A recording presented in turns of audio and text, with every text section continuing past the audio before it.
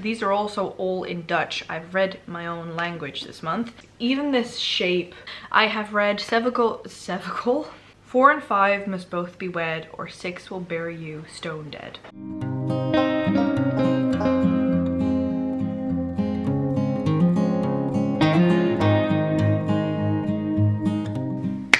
Hello lovely bookworms, I'm Esmay from Paradise Pages on Instagram and also on Twitter, and welcome to a new video. Today I'm going to be sharing with you my February wrap up. I think the month of February flew by, but nonetheless it was a really good reading month for me because I read 2 more books than in January. In January I had anticipated to at the end finish 7 books, but it was 6. And in the month of February I actually finished 8, and considering that January has 31 days and February has 29, yeah, it's 29 this year, I think that's really good. So that said, let's just go through the books and I'll share my thoughts on them. I have read I've read 7 of my physical books and 1 audiobook, so I think that's quite well. They're in front of me and let's just dive right into things. So the first book that I was actually planning on already finishing in January was this guy, and that is The Girl Who Fell Beneath the Sea by Axie O. I finally finished it in the month of February, but I read I think 90% of this in February, 80. So I'm definitely going to put this on my list for February. I do have to say that I really enjoyed this. I think I gave this 4 stars, and it's such an interesting standalone in the world of standalones. I feel like a lot of standalones follow sort of the same pattern of everything goes wrong and then it's very easy to fix it, love interest kind of vibe. And with this one, it is a little bit along the same vein, but I did really like how creative the world was, the world building, but also the way the book was wrapped up. There were a couple of plot points in here that I did see coming but really liked the twists of. So there's those kinds of things where you're wondering, oh, if this happens, then I'm really gonna enjoy that. And that's definitely what this book gave me. Really good book, and I am excited to see what Axie O will bring out next, because I believe that this is quite refreshing from your regular fantasy standalones with romance in them. I really enjoyed this. So next up, I have a book that was on my TBR for this month and I actually did quite well in finishing it, and that is Nora and the Immortal Palace. So this follows Nora, who is actually a miner in the Mika mines, or Mika, and one day she wants to get a huge batch of mica for her family to get some better food and celebrate a holiday, and then she pushes herself too far, and in an unfortunate series of events her friend actually ends up staying behind in the mine as it collapses. She then decides to go back and again, in a series of unfortunate events, finds herself in the world of Jinn, and I really enjoyed this book. I think I gave it 5 stars, and this is definitely one of those standalones that is just pure perfection.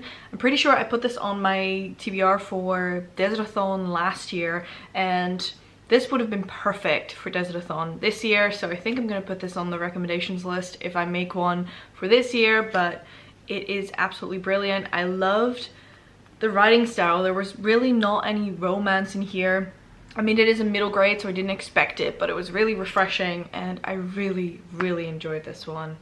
And again, sort of the back, like this, even this shape just really draws me in, and I really enjoyed it. Then I have another one that was actually on my TBR for this month, and that is All the Stars and Teeth by Adeline Grace. This follows Amora. Yes, it was Amora. It follows Amora, who has a very interesting type of magic, and in order to become the queen of Visidia, she actually has to show her people that she's able to contain the magic she has, because it's very dangerous. However, this goes horribly wrong and she finds herself on the run and finding out a lot more about the world than she initially thought. Maybe her father actually kept her from all of it, maybe he lied about parts of it, and it was really interesting. It is a duology, and I probably will be reading the sequel to this pretty quickly because I am interested to see how this will continue, because there was quite a big sort of plot point and plot twist at the end of this one, and I'm curious to see how that will translate into the sequel to this, and I'm curious to see how this story will wrap up. I have my feelings, have my thoughts, but I did really enjoy it. I think I gave it 4 stars. Moving on, I have another what I believe to be middle grade. I think I am really in the mood for middle grades at the moment. They're just fun and quick and not too complicated, which is something that I'm personally really enjoying right now at least.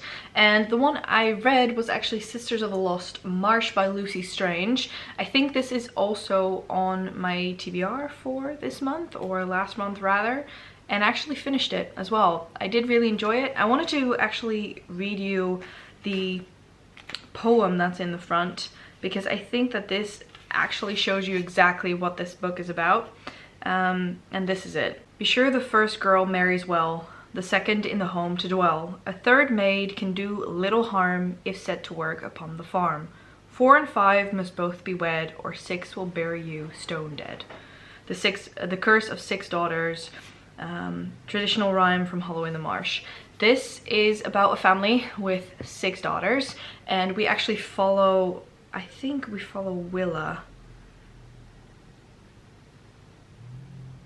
Or do we follow Grace? I think we follow, no, we don't follow Grace. We follow Willa, I think.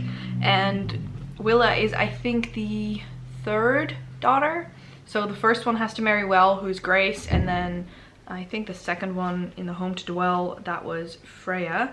And I really enjoyed not having the oldest or the youngest to follow in this, because especially the 6th girl, who will bury you stone dead, would have been a logical choice to follow, but we actually follow someone else. We follow Willa, and then Grace, the oldest daughter, she actually goes missing, and Willa goes to find her, and there's so many depths and layers to this.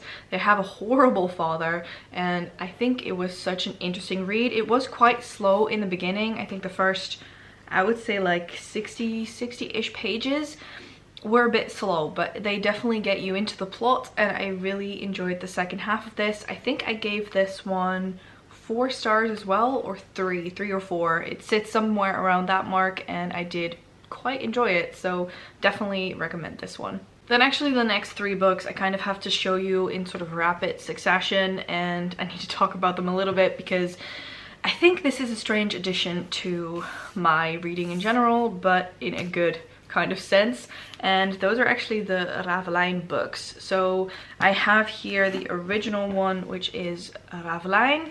I then have, because these are also all in Dutch, I've read my own language this month. I have Ravelijn de Bende van de Witte Veer, which means the gang of the white feather. And I have the third one, which is Ravelijn het bloed van de laatste draak, which basically means the blood of the last dragon. So these 3 books, they're quite heavy, actually, mind you, they're quite heavy.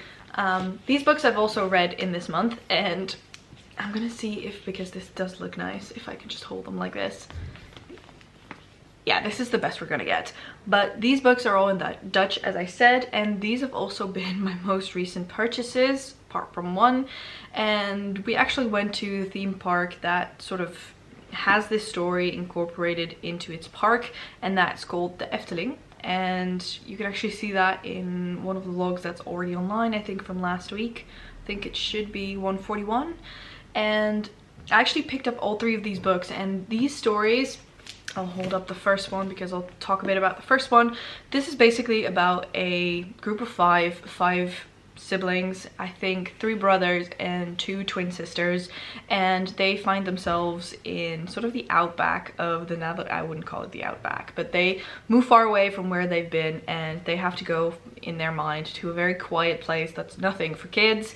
And when they are there, they actually find a portal called Ravelijn, or it says Ravelijn on the top, and then one way or another they find themselves in the world of Ravelijn as they go through this portal, and they have to do all kinds of adventures and all kinds of things. And I really enjoyed these. This one is of course the first one, so it holds a lot of sentiment, but I think I prefer all 3 of them.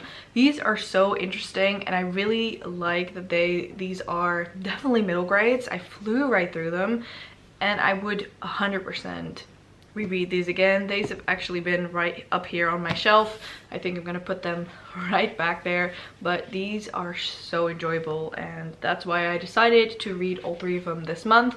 I read the first one and then I knew that I was hooked, so I had to read all 3 of them, and that is fine with me. I've replaced some of the prompts. I have no clue if I even made it, but yeah, I did not finish all of the books that were on my TBR for last month. But those were the Ravelijn books, and I did really enjoy them. Then for the last book, my audiobook, I've actually read the newest Wayward Children series book by Shannon Maguire, which is Mislaid in Parts Half Known. And this follows, it kind of follows from the previous one, which set some of our characters in a completely new school called Thornton, I think. And we actually follow along from that story kind of, and we find ourselves back in the shop that we actually first encountered in the previous book.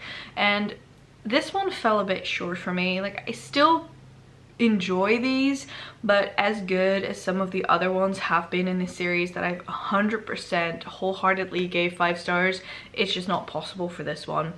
I did really enjoy it, but yeah, it was not more than I did really appreciate listening to it. I will definitely pick up the next one in the series, but I gave this one 3 stars. That said, those were all of my 8 books for this month, and I'm quite happy with my reading. We are currently in March GREEKGODATHON. I hope I can at least read 6, so that means that I've completed the readathon. I'm currently already knee-deep in some of my books, so I'm not unhappy about that. Really into the reading mood, which makes me incredibly happy. And yeah, I hope that you are still enjoying wrap-ups. If you want to see what I've read throughout the year of 2024, then my Goodreads is always linked down below. I want to thank you so much for watching. Please subscribe to our channel and press the little bell icon so you get post notifications every single time that we post. And I hope to see you all in the next one. Bye!